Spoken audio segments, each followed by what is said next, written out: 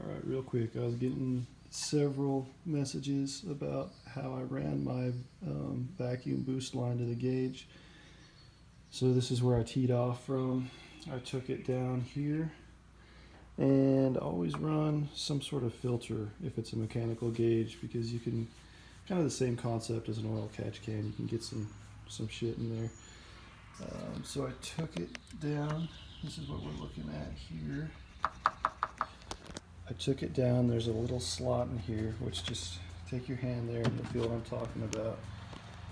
Get the front up in the air and take the front passenger side wheel off, and then take just back in there the fender liner off, and the spot where the factory wiring harness goes through the firewall is located behind that fender wall, so that will give you access to put it in through there. Then you're going to come inside, obviously bring it through the firewall down there. I don't know, I don't have the best lighting to see it. So once you get it through the firewall, you want to take this off, and this is just held in by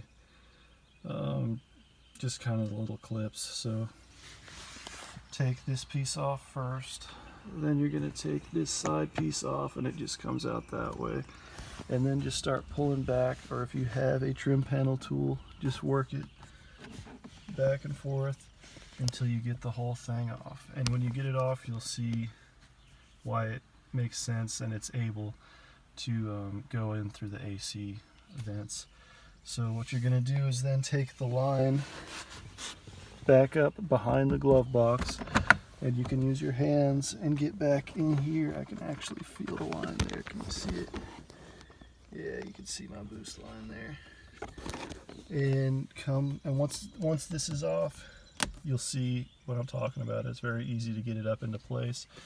And right here, I ground down a little bit of the AC vent, that not this portion, but the portion that mates with it on the back side, to get my boost line in. And then I just ran it to the back of it. But it will make a lot more sense once you get this piece off. You'll see exactly what's going on with it and what I'm talking about. But yeah, that's how I ran it. It's not a lot of videos online. Maybe I'll make a better one at some point, because I had to do a lot of digging and searching, and I didn't really find anything until I just pulled this off. And I pulled it off to put the leather on it, and then I saw how easy it would be. But yeah, this is a 2 5/8 inch gauge. It fits like a glove.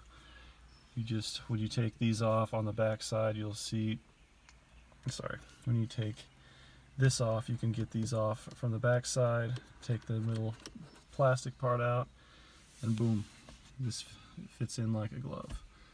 And you can just run the wires if you want to do power to it like I did.